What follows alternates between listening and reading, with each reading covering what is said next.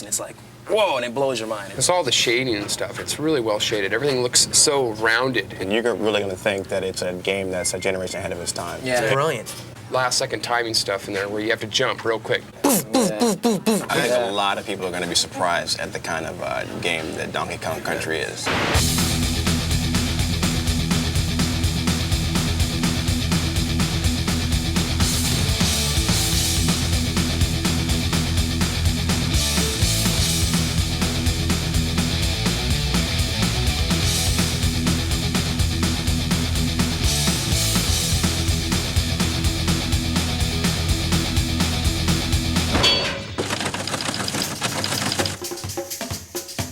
Here we are today on our way to Redmond, Washington to take an exclusive insider's look at Nintendo's new revolutionary yet unreleased game, Donkey Kong Country. Where do they get a load of us? Guys, we finally made it. Nintendo of America, the fortress. Let's find out what Donkey Kong Country is all about. Let's go inside. Let's do it.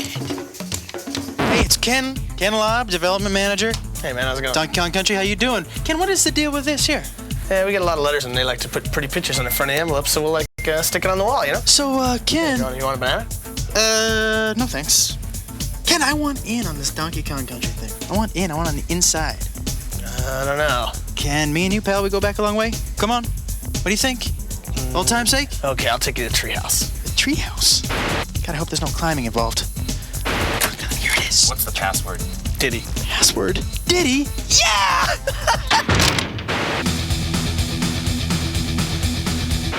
You know, after about 1,000 ditties, we finally get into the treehouse. We're gonna say hello to Tony Harmon. He is the product development manager here at Nintendo. Tony, how you doing? Pretty good. Welcome to the treehouse. Thank you very much. And I want to know, the story behind the game. I'm here to talk about the story. I'm the wrong guy. We need to get Dan here. This is Dan Osten. Oh, Dan! What's up? How are you? Pretty good. Good, Dan. I want to know something about this story.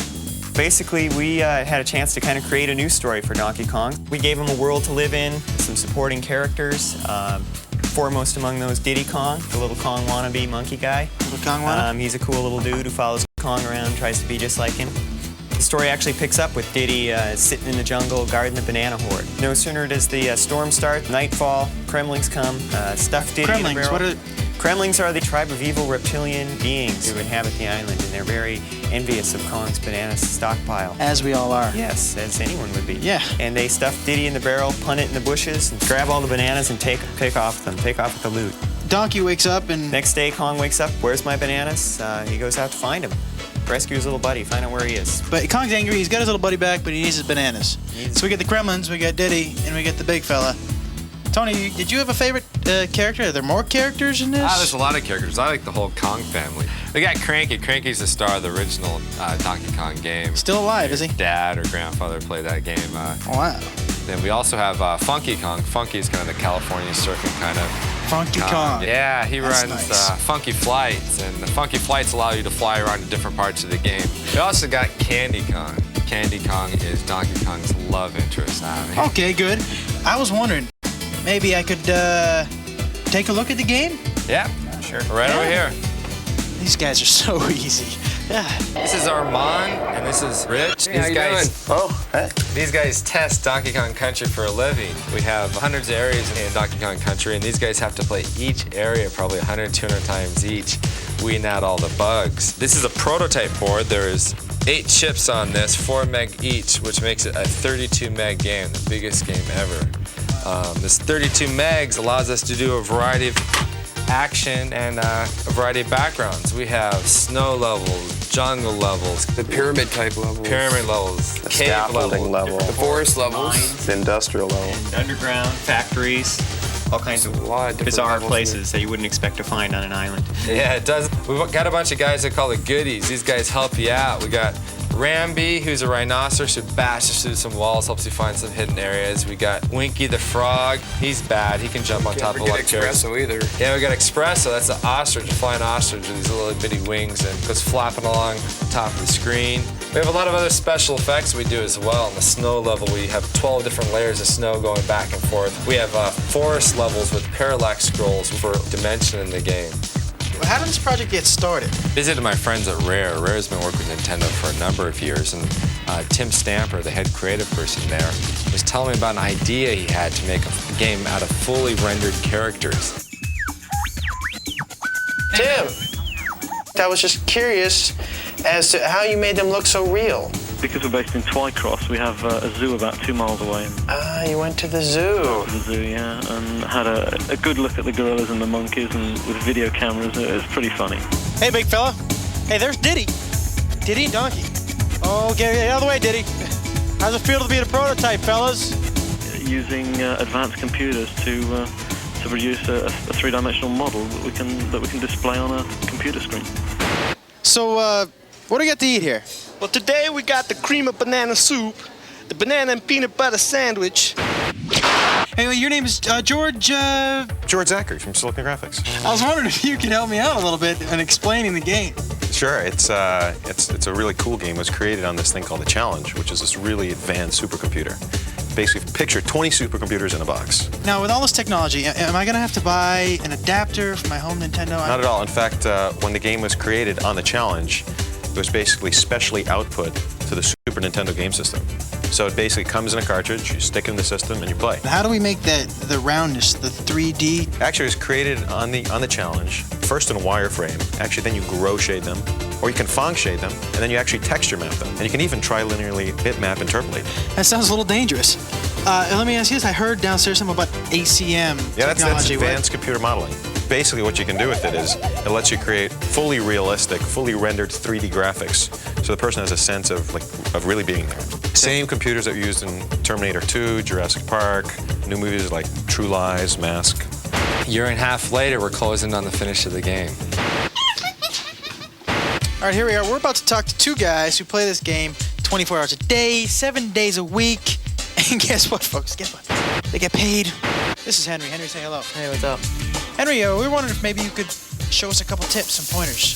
Yeah, sure, no problem. That'd be great. Great. Okay, well, this is the first level, and this is Donkey Kong's treehouse, and that's where we got our name from. And there's a banana arrow on top of the trees when you first start. Donkey Kong can drop down there, and he can knock the keg out of the floor, and he can roll it up against the wall and bounce back and ride it. Ah. And Donkey Kong will just cruise straight through the first part of this stage, and it's a good way to get people started off. You can just bowl over some of the tougher enemies that might have gave him a problem. Right. Yeah, hey, you hungry? You want a banana?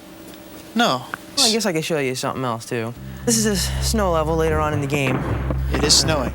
Donkey Kong can now ride thin barrels and shoot out. And this one part here is a series of barrels, and if you can navigate it properly, almost perfect, and not miss anything, you can score a bunch of free men at the end of the level. Bunch of free men, not just one. Yep, a bunch. A blue balloon comes up, and Donkey Kong can grab it. There it is. Is it very hard? It's tough. You got to get it down perfect. And Wow, so there. you got a bunch of free men. Let's go talk to Isaac. This is Isaac. Isaac, say hello. Hello. Isaac, I was wondering maybe you could show us a couple more pointers. Possible? Yeah, I can do that. No problem. These guys are great. All right. What do we got? We got more snow. Yeah, we have more snow here. Okay. What we're gonna do is we're gonna jump on this igloo and use this really slow vulture. It looks peculiar. Peculiar enough to get us into a bonus level. Bonus. And I must say, this is one of over 100 bonus levels. 100 bonus levels. Yeah, and in this bonus level, Not you something have you see in every game. Absolutely. You have to guess which barrel that this golden medallion's gonna wind up in. Like to take a guess? Yeah, the far right. Okay. Oh, you're very good. Very good. Okay, the second tip I'm gonna show you, it involves our little friend Diddy. Diddy. Yeah, Diddy's the cool guy. You walk over to this little thing here, you jump on top of it, and you're gonna grab that rope, let the rope take you over, jump right on top of that little stump in the ground, pick up the TNT, walk over to this oil can, blow it up, fall right into another bonus level. Now what you wanna do in this bonus level is jump out of this canister here, out of this little can, and grab the balloon. So we have some pointers now. Good thing you came with us, because you learned some things today that, boy, you're not gonna learn just anywhere else. You thought it was gonna be a waste of your time, didn't you? Fried green bananas, bananas au gratin. Video game music should draw you into the game. In Donkey Kong Country, we had graphics that were way beyond anything else that's ever been done. We were also hoping to get some music better than anything that's ever been done. This music, for example, is very upbeat, fits with the jungle. It's an early level. The level's not very hard. The music is kind of nice.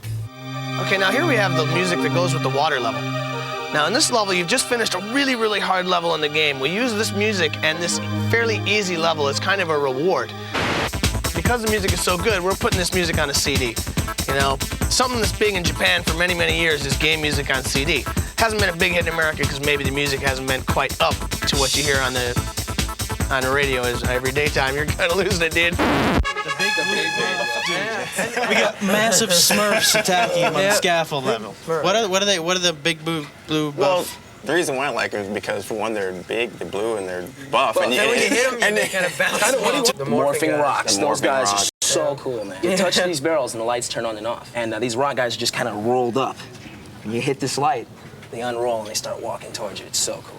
And it's really And you got to switch them on and off. Sounds a little scary. Yeah, On Guard's the fisher ride, and he just kind of pokes you with his swordfish front. And Pokes the bad guys. yeah, Do you guys get to ride? Do we get to ride minecart? Actually, Oh, yeah. the minecart was a favorite stage. That's your favorite stage? Yeah, it's a pretty cool stage. You're mining? What are we doing? You're on the tracks, and a lot of them are broken, so you gotta avoid, a lot of the broken tracks so you don't fall into the caverns.